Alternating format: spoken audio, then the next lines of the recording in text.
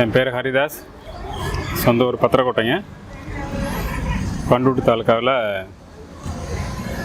பலாவில் பலவிதமான பண்டங்கள் செய்யலாம். பலா மரத்துலேருந்து நமக்கு ஏகப்பட்ட பலன்கள் இருக்குது அப்படின்ற ஒரு சூழலில் பலா ஒரு கற்பக விருட்சம்னு சொல்கிறோம். பலாவில் விளையக்கூடிய பிஞ்சு 6 நாள் பிஞ்சிலிருந்து 100 நாள் வரைக்கும் நமக்கு தேவையான அத்தனை பொருட்களையும் செய்யலான்ற செய்தியை கொண்டு செல்லணுன்றது தான் இந்த காணொளியுடைய நோக்கம், என்னுடைய விருப்பம். இந்த 6 நாள் பிஞ்சில் ஊறுகாய் செய்யலாம்.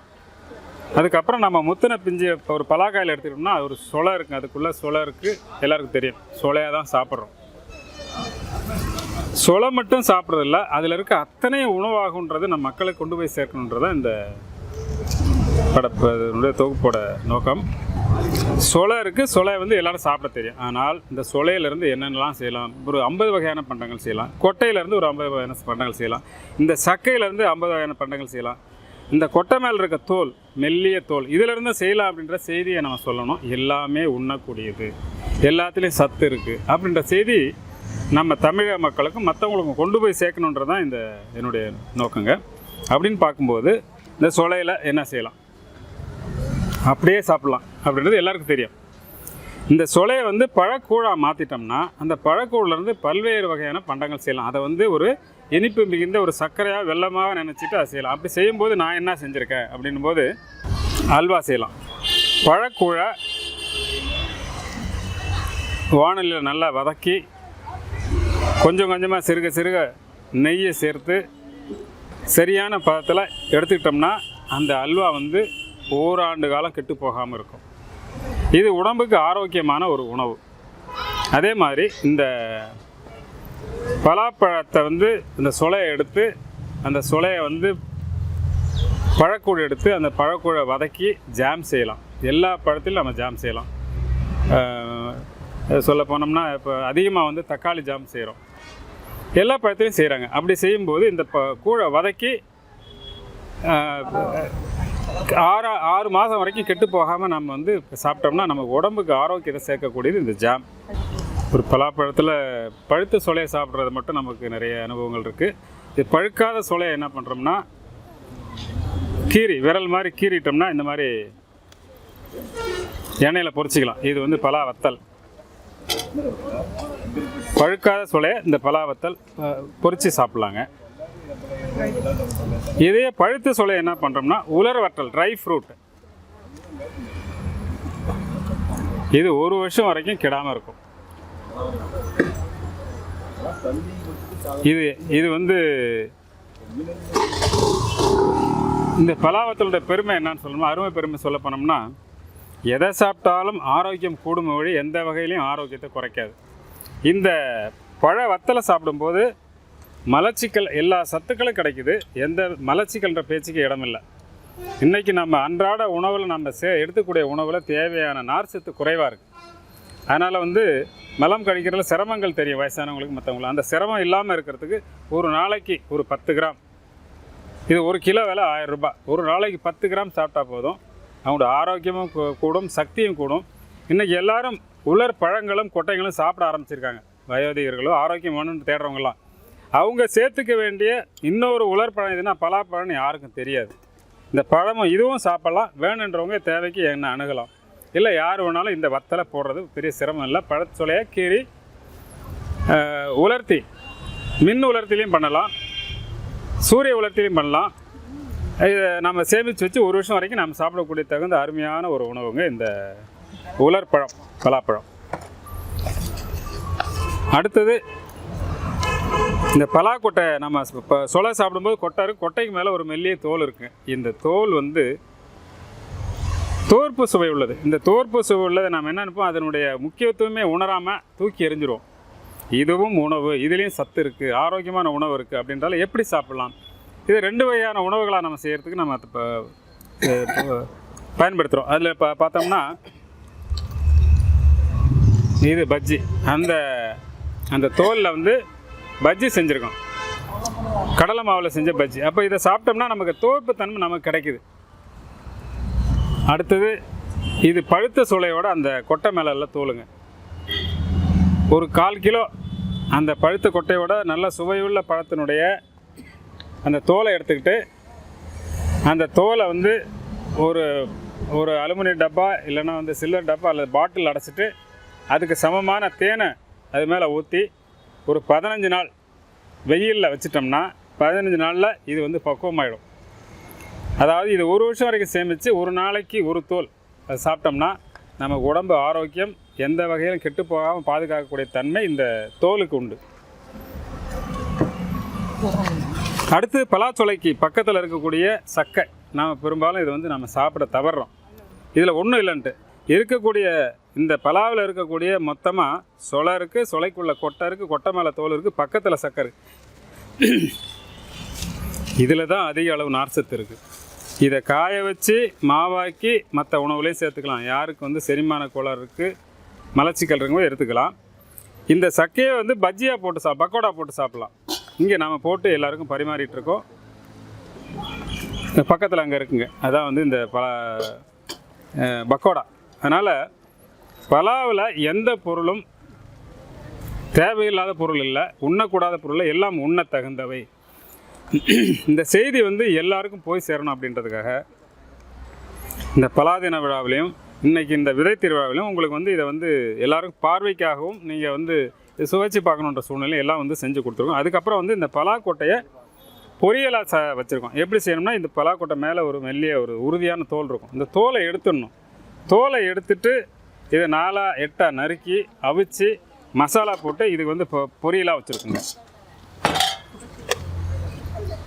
இதை சாப்பிட்டோம்னா இதில் வந்து பொட்டாசியம் இருக்குது, மற்ற எல்லா சத்துக்களும் இருக்குது, சரிவிகித உணவு மாதிரி.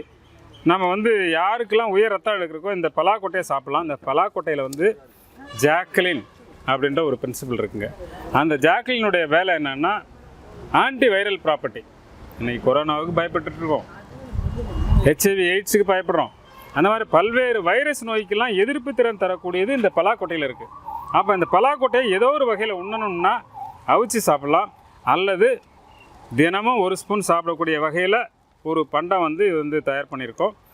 பலாக்கொட்டையை சீரான வெப்பத்தில் அவிச்சு உடனே வந்து நறுக்கி அதை வந்து நல்லா காய வச்சு டீப் ஃப்ரை, அதாவது காப்பி கொட்டையை நல்லா வந்து வறுக்கிற மாதிரி வறுத்து அந்த வறுத்து அரைச்சிட்டோம்னா காப்பி தூளுக்கு ஒரு சிறந்த மாற்று.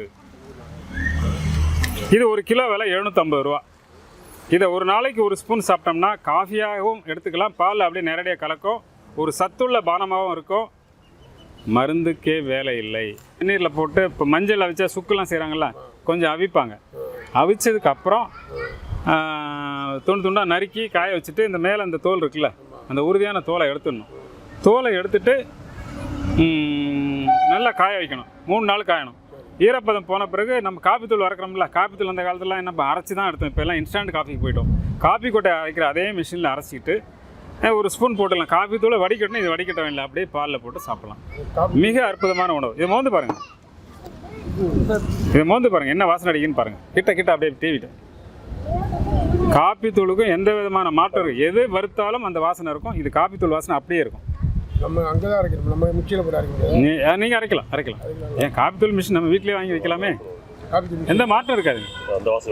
75% இந்த ஸ்மெல் இருக்கும். அது ஸ்ட்ராங்காக இருக்கும், இது மிடிலாக இருக்கும், மீடியமாக இருக்கும். அதனால் காப்பி தூளுக்காக நம்மளுடைய காசு செலவு பண்ண வேண்டிய அவசியம் இல்லை. நாம் பழக்கத்துக்கு அடிமை. நாம் அடிமையாகவே வாழ்ந்துக்கிட்டு காலையில் இருந்தால் காப்பிக்கு போகிறோம், காலையில் இருந்தனா பல்பசைக்கு போகிறோம். அது எல்லாமே வந்து இயற்கையாகவே நம்மளால் சாப்பிட முடிய சந்தர்ப்பங்கள் இருக்குது. அதனால் இயற்கை உணவுகளுக்கு எல்லோரும் மாறணுன்றது தான் இந்த என்னுடைய நோக்கங்க. எல்லாமே பலாவில் இருக்குது, நல்லா வறுக்கணும், அவ்வளோதான். இதே பாருங்கள், ஃபீல் இட். அப்படி எந்த மாற்றமும் இருக்காது, மாற்றமே இருக்காது. சும்மா பேரளவுக்குலாம் கிடையாது. நீங்கள் அப்படியே காஃபியில் போட்டிங்கன்னா உங்களுக்கு அந்த பாதி ஃப்ளேவர் தான் வரும். ஃப்ளேவர் ஸ்ட்ராங் ஃப்ளேவர் வராது, அதுக்குன்னு ஒரு ஃப்ளேவர் இருக்குல்ல. அதனால் you will get the 50% satisfaction. ஆமாம். அதான் நான் ஒரு வார்த்தை சொல்லணும்னா, பலாவின் பெருமையை சொல்லணும்னா, one carpals a day keeps the capsules away. நீங்கள் மாத்திரைக்கிட்டே போக வேண்டிய அவசியம் இல்லை. ஒரு நாளைக்கு ஒரு சொலையவோ, ஒரு கொட்டைக்கு சமமான ஒரு பண்டத்தையோ, இல்லை கொட்டை மேலே இருக்க தோல் ஒரு 50 கிராம் அளவுக்கு நீங்கள் உட்கொள்ளக்கூடிய திறன் இருந்தால், சந்தர்ப்பம் இருந்தால் உங்கள் உடல் ஆரோக்கியம் பாதுகாக்கப்படும். இதில் நிறைய ஃபைட்டோ நியூட்ரியன்ஸ் இருக்குது, தாவர பயிர் சத்துக்கள், உயிர் சத்துக்கள் இருக்குது. இது வந்து உடலை வந்து எல்லா சிஸ்டத்தையும், உடலில் இருக்கக்கூடிய நம்ம குடல் உறுப்பு சிஸ்டம், அதாவது என்ன சொல்கிறது, உணவு குடல், அந்த மண்டலத்திலிருந்து அனைத்தையும் சீரமைச்சு உடலை வந்து சீராக வச்சுருக்கிறதுக்கு உதவியாக இருக்குன்றதால பலாவினுடைய அத்தனை பண்டங்களையும் படைப்புகளையும் ஆண்டவன் படைச்சி ஒரு அரிய ஒரு படைப்பு. இதை வந்து வீணாக்காமல் நான் சாப்பிட தெரிஞ்சுக்கணும். நம்ம சாப்பிடக்கூடியவங்களுடைய எண்ணிக்கைன்னு பார்த்தோம்னா மிக சொற்பம். தமிழ்நாட்டில் புதுக்கோட்டை மாவட்டத்தில் இதில் வந்து சாம்பாரில் போட தெரியும். பலாக்காய் துண்டை பிரியாணி கொஞ்சம் பேர் செய்கிறாங்க. இப்போ தான் பிரபலமாகிருது இப்போ பிரியாணி செய்யலான்ற ஒரு உணர்வை பச்சை பலாக்காயில் வந்து. ஆனால் 20 ஆண்டுகள், 30 ஆண்டுகள், 50 ஆண்டுகளுக்கு மேலே இது தொழிலாகவும் ஏற்றுமதியாகவும் பக்கத்தில் இருக்கக்கூடிய இலங்கை, தாய்லாந்து, இந்தோனேஷியா, பிலிப்பைன்ஸ் எல்லாம் செஞ்சிகிட்டு இருக்காங்க. நம்ம செய்ய தெரியாமலே இன்னமும் சொலையை மட்டும் சாப்பிட்ருக்குன்றது தான் என்னுடைய ஆதங்கம். இதை எல்லாரும் சாப்பிடணும், எல்லா பண்டங்களாகவும் மாற்றணும். இதை வந்து எல்லோரும் செஞ்சு தொழிலதிபராக மாறணும். அதாவது எந்த பண்டமும் இதில் செய்யலாம். இது வந்து விலை மதிப்புள்ளது, உடல் ஆரோக்கியத்துக்கு ஏதுவானது. இது எல்லோரும் சாப்பிடணுன்ற என்னுடைய வேண்டுகோள். எல்லோரும் சாப்பிட்டோம்னா எல்லோரும் ஆரோக்கியமாக இருக்கலாம், நம்மள ஆயுள் கூடும் அப்படின்ற செய்தி இந்த நேரத்தில் பகிர்ந்து கொள்கிறேன். வணக்கம். வணக்கம். கடலூர் மாவட்டம் பண்ருட்டி ஒன்றியம் சிலம்பிநாயம்பேட்டை ஊராட்சியில் மகளிர் திட்டத்தின் மூலமாக தமிழ்நாடு மாநில ஊரக வாழ்வாதார இயக்கத்தில் குழுவில் இருந்து எங்களுக்கு திறன் பயிற்சி, வாழ்ந்து காட்டுவோம் திட்டத்திலிருந்து திறன் பயிற்சி மூலமா பலா உற்பத்தியில் என்னென்ன செய்யலாம், பலாவில் வந்து நம்ம மதிப்பு கூட்டுதல் பற்றி திறன் பயிற்சியில் நம்ம என்ன கற்றுக்கலாம், நம்ம எப்படி நம்ம திறனை வளர்த்துக்கலாம் அப்படின்னு ஒரு பயிற்சி கொடுத்துருந்தாங்க. நாங்கள் வந்து பண்ருட்டினா பலாக்காய்க்கு ஃபேமஸ்ஸு. அதில் வந்து நாங்கள் பலாக்காயில் வந்து சொலையை கொட்டையை தவிர மீதி எல்லாமே நாங்கள் வேஸ்ட்டாக தூக்கி வெளியில் போடுறது தான். அதில் வந்து இந்த திறன் பயிற்சியின் மூலமா நிறைய நாங்கள் வந்து கற்றுக்கிட்டோம். டிஎன்ஆர்டிபி அப்படின்றதில் வந்து இந்த தொழில் பயிற்சி கொடுத்தாங்க. அதில் இந்த பஜ்ஜி, பகோடா, தொப்புள் பகோடா, அல்வா, பலாக்கொட்டை வறுவல் எல்லாமே வந்து ஒரு பயிற்சியால் கற்றுக் கொடுத்ததை வந்து நாங்கள் சிறப்பாக செஞ்சதுனால ஒரு 2 இடத்துல வந்து நாங்கள் இதை சேல்ஸ் பண்ணுறதுக்காக போயிருந்தோம். நல்லா விரும்பி எல்லாருமே அதை சாப்பிட்றாங்க. இது வந்து நிறையா பொருள்கள் செய்யலாம், ஒரு 20 பொருள் செய்யலாம் அப்படின்றதையும் நிறையா கற்றுக்கிட்டோம். அதில் வந்து அந்த பகோடான்னு பார்த்தீங்கன்னாக்கா அந்த ஈர்க்கு, பலா சொலையிலேருந்து இருக்கிற ஈர்க்கை வச்சு பகோடா போட்டோம். அந்த பகோடா வந்து நல்லா கவராகி எல்லாருமே விரும்பி சாப்பிட்றாங்க. அதுக்கப்புறம் இந்த தொப்புளில் இருக்கிறத பகோடா போட்டோம், அதுவுமே நல்லா இருந்தது அப்படின்னு வாங்கி சாப்பிட்றாங்க. பஜ்ஜி வந்து ஒரு சொலையில் 2 பஜ்ஜியாக போட்டோம், அதுவுமே விரும்பி எல்லாருமே நல்லா வாங்கி சாப்பிட்றாங்க.